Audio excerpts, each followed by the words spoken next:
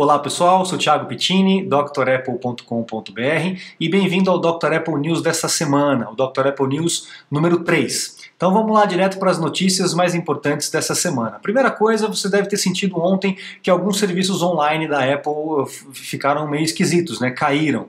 A gente tem inclusive uma página da Apple chamada Apple System Status Page, que é esse link aqui, eu vou até deixar lá na descrição do vídeo para vocês, onde vocês conseguem checar se há algum tipo de queda no serviço específico da Apple. E tem um outro site muito interessante chamado Down Detector, esse aqui, ó, Down Detector, que o Down Detector ele vai identificar quedas nos serviços online de várias outras empresas. Então é só você buscar, procurar aqui empurrando para cima, né? Você vai ver todas as empresas aqui que têm serviços online, ou então fazer a busca direto aqui pelo campinho de search deles, tá?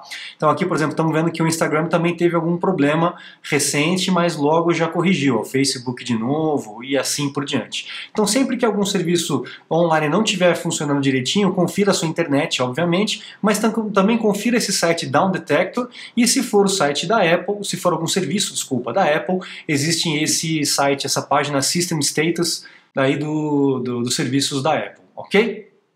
Bom, segunda notícia importante para a gente essa semana. A Apple aparentemente vai trocar os teclados dos MacBook Pros que foram lançados com aquele teclado borboleta. A partir de 2016 o teclado modificou para esse formato de essa mecânica de borboleta, né? E muita gente não gostou, muita gente teve problema com teclas grudentas, com sujeira que acaba atrapalhando. Inclusive houveram alguns recalls de teclados aí para esse tipo de máquina. Então a Apple parece que está indo para uma tecnologia diferente chamada Scissors Based Version, que seria a tesoura, né? Então ao invés de ser de borboleta vai ser uma tesourinha, não sei se isso é o que era antigamente ou se vai ter algum tipo de diferença com relação a essa tecnologia, mas é uma boa notícia para quem não estava gostando dos teclados, tá? O feeling deles eu achei muito bom, eu gostei eu tenho um MacBook Pro de 2017 e eu achei bastante interessante o teclado, acostumei bem, mas tem muita gente que não gostou e teve problemas, o que é mais preocupante, tá? Bom, próxima notícia, ainda dentro dos MacBook Pros, uma máquina misteriosa, ela foi cadastrada aí no FCC, que seria tipo a Anatel, né, lá dos Estados Unidos, e parece que é um MacBook de 13 polegadas com 32 GB de memória. O mais interessante desse anúncio, dessa notícia, é que o número de documentação, na verdade o número do modelo que foi preenchido pela Apple é A2159, sendo que o último era 1990. Então parece que é um modelo bem diferente do que vem sendo feito. Vamos ver se vai ser realmente alguma coisa muito diferente na questão de tecnologia de hardware, se vai ter alguma modificação de design, enfim, vamos ver o que vai acontecer. Mas a notícia é bem quente e bem sólida com relação a isso. Vamos ver o que vai aparecer mais pra frente aí, ainda esse ano talvez, tá? Bom, ainda sobre o MacBook Pro, essa semana e a semana passada foi cheia de MacBook Pro, né? O MacBook Pro, lembra que eu falei do recall na semana passada, no último Dr. Apple News? Mais um MacBook pegou fogo, olha só as fotos aqui, olha que perigo, gente. Então tomem cuidado, se você tem um MacBook Pro que se enquadra nessa questão do recall, entra no site do recall da Apple, o último vídeo que eu postei anterior a esse fala sobre isso, tem o link de todos os recalls da Apple, e aí você pode conferir se a sua máquina está dentro desse espectro de máquinas que estão com problema na bateria, tá? Corra lá para poder trocar, porque realmente pelas fotografias a gente vê que é algo sério, pode realmente machucar, danificar muitas coisas, tá bom? Então fiquem atentos com relação a isso. Mais uma notícia essa semana que foi uma notícia bacana do iOS 13, que foi um ajuste que eles fizeram na câmera. Quando a gente está fotografando, a gente tem o costume de olhar para a gente mesmo na tela, né? E aí o que acontece? O olho fica um pouco distante do ponto focal, que é a câmera, que fica na parte de cima. Então aqui, por exemplo, ó, a gente vê nessa foto aqui a pessoa olhando para a tela durante a filmagem com a câmera, e nessa da direita aqui olhando para a tela ainda, só que fazendo um FaceTime. O que quer dizer isso? Quer dizer que a Apple corrigiu por meio de software a posição do teu olhar, né, quando você está fazendo o FaceTime, para que a pessoa do outro lado sinta que você está olhando para ela mesmo e não olhando um pouquinho mais para baixo, para a imagem dela na tela. Então essa correção muito legal, muito bem-vinda, vai tornar o FaceTime ainda mais bacana. É uma coisa simples, né, um detalhezinho simples, mas eu imagino a quantidade de cálculo que deve ter sido feito para que isso funcione direitinho, né? Legal, então uma notícia interessante essa semana. Outra notícia ainda a respeito do MacBook, só que agora do Air. Eu lembro que eu falei na Dr. Apple News da semana passada do recall, e também no vídeo passado do recall do MacBook Air. Realmente vai sair um recall, mas é um recall bem pequeno, porque parece que as unidades afetadas não são tão grandes assim. É uma quantidade bem pequena de MacBook Air de 2018 com a placa lógica ou com algum tipo de problema. Então fique atento, se você tem um MacBook Air de 2018, leve até uma assistência técnica para que eles possam verificar se a sua máquina está dentro desse rol de recall. Ainda não é um recall que está naquela página, porque é uma quantidade ainda bem pequena, tá bom? Bom, mais uma informação, eu vou pular para essa aqui, ó. Ministro Paulo Guedes pode zerar impostos sobre eletrônicos importados. Eu também comentei isso, se eu não me engano, foi na primeira Dr. Apple News, né? Então existe um movimento aí para zerar ou então para diminuir drasticamente o imposto sobre produtos eletrônicos e de informática, que isso pra gente é fantástico, pra gente que mexe com isso, realmente a gente vai torcer para que eles consigam realmente fazer essa zerada de impostos para que o preço melhore um pouco pra gente aqui, porque tá um absurdo, né? Bom, saindo da parte de economia, só para a gente relembrar o Dr. Apple News da semana passada, né?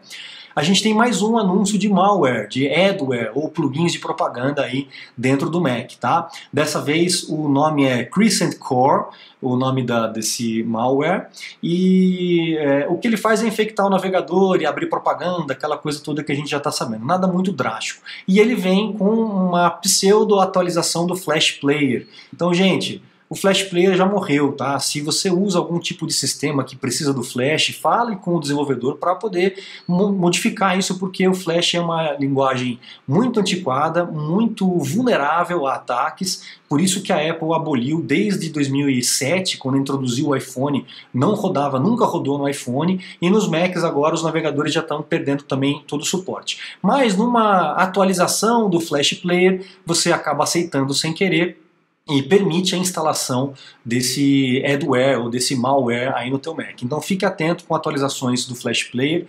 Se vier, não faça, a não ser que realmente você necessite disso para algum site, algum serviço, algum sistema que você usa no teu Mac.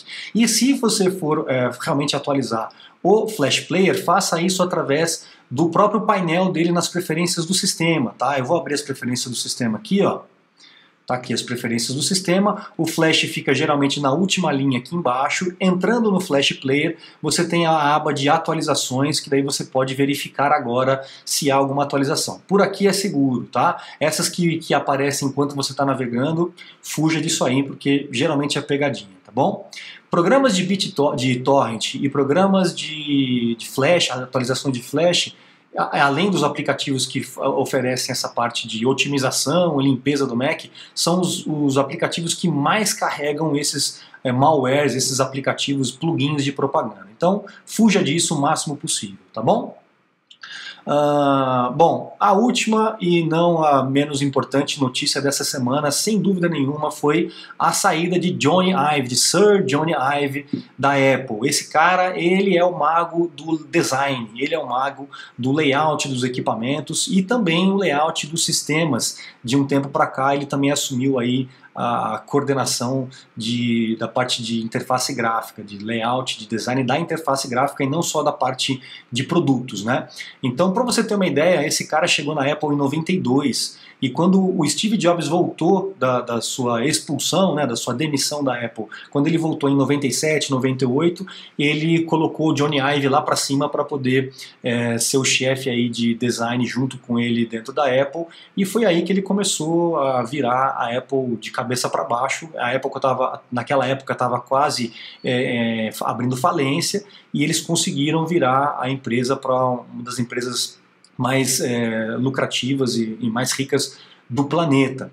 E esse cara tem muito a ver com relação a isso, e a sua proximidade com o Steve Jobs também era uma dupla perfeita aí para para poder trabalhar o produto com essa forma tão especial como a gente tem hoje, né? Você pega um iPhone, você pega um MacBook, é praticamente uma joia, né? Então, desde a experiência da caixa, de como abrir, de como desembalar o produto, até o produto em si, a gente tem a mão, tem o dedo, tem a cabeça desse rapaz aí, o Jony Ive, que depois de 30 anos, de mais de 30 anos da Apple, ele pediu demissão, pediu afastamento, pediu saída da Apple. Ele vai abrir um escritório próprio dele e, com certeza, pelo menos foi o que ele disse aqui, vai atender a Apple como um dos clientes principais aí dele, da carteira dele.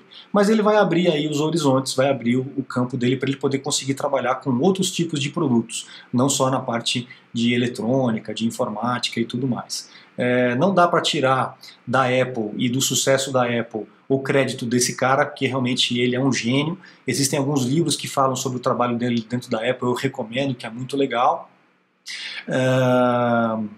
E é isso, é realmente uma grande perda para a Apple, porque não ter o cara lá dentro o tempo todo pensando só na Apple é uma perda, não tenha dúvida, mesmo que ele tenha uma empresa que preste serviço, até que seja exclusivo para a Apple, mas não é a mesma coisa. E vamos ver o que vai acontecer daqui para frente, né? Eu acho que a gente até percebe, eu falei acho que foi numa live, né, que eu fiz anterior a respeito do iPhone novo, né? Com aquelas 3 câmeras em formato quadradão.